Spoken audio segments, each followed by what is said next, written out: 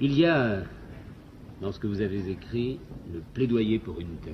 C'est quelque chose de très particulier qui vous engage totalement. Oui. Et vous allez vous engager. Bien. Alors, pour s'engager, il faut mettre les lunettes.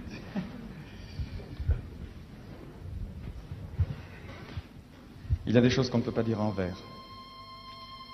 L'autre jour, j'étais dans le métro et j'entends deux dames dire « T'as lu le journal encore, ces juifs avec leurs histoires?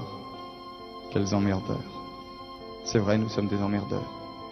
Ça fait des siècles qu'on emmerde le monde, c'est dans notre nature, que voulez-vous. Abraham avec son Dieu unique, Moïse avec ses tables de la loi, Jésus avec son autre joue toujours prête à la deuxième baffe, puis Freud, Marx, Einstein, tous ont été des gêneurs, des révolutionnaires, des ennemis de l'ordre. Pourquoi?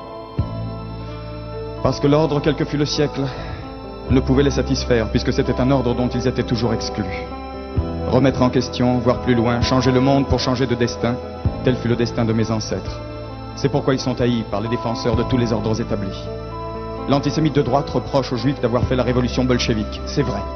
Il y en avait beaucoup, en 1917.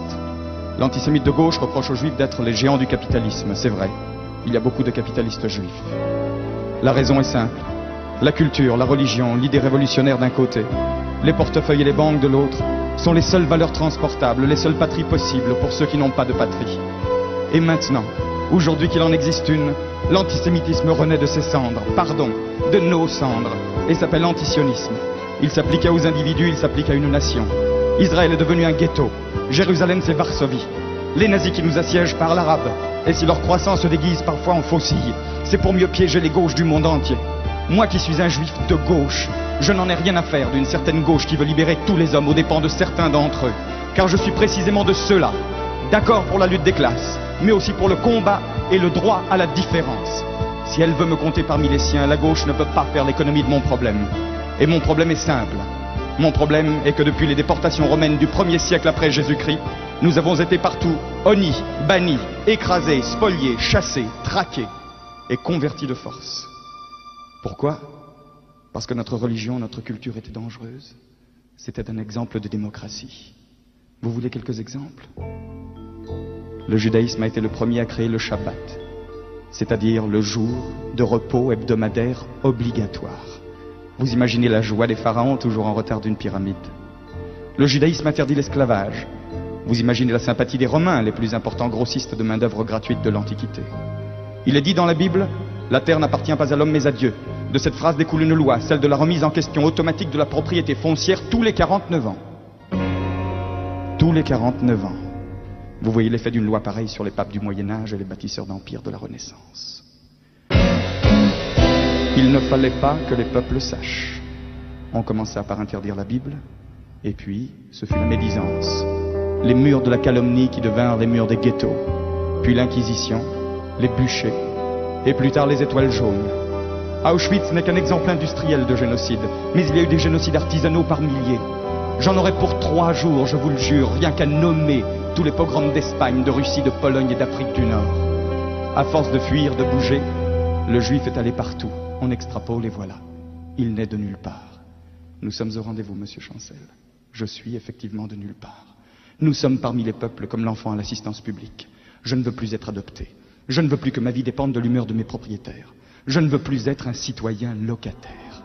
J'en ai assez de frapper aux portes de l'histoire et d'attendre qu'on me dise entrer. Je rentre et je gueule aujourd'hui. Je suis chez moi sur Terre, et sur Terre j'ai ma terre.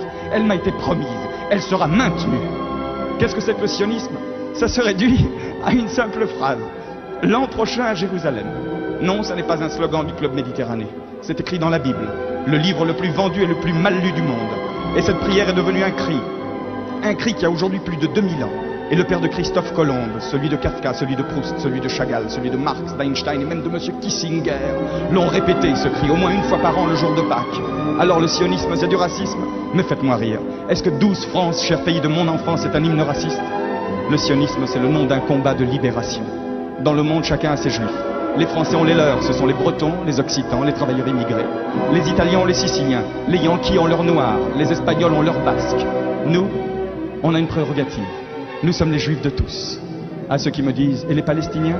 Je réponds, je suis un Palestinien d'il y a 2000 ans. Je suis l'opprimé le plus vieux du monde. opprimés quelquefois et souvent même supprimés.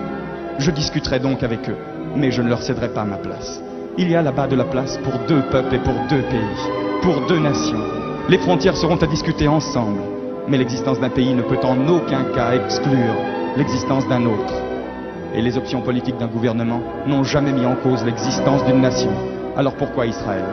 Quand Israël sera hors de danger, je choisirai parmi les Juifs et mes voisins arabes ceux qui me sont frères par les idées. Aujourd'hui, je me dois d'être solidaire avec tous les miens, même ceux que je déteste, au nom d'un ennemi insurmontable, le racisme. Descartes avait tort. Je pense donc je suis. Ça ne veut rien dire. Nous, ça fait 5000 ans qu'on pense, et nous n'existons toujours pas. Je me défends, donc je suis.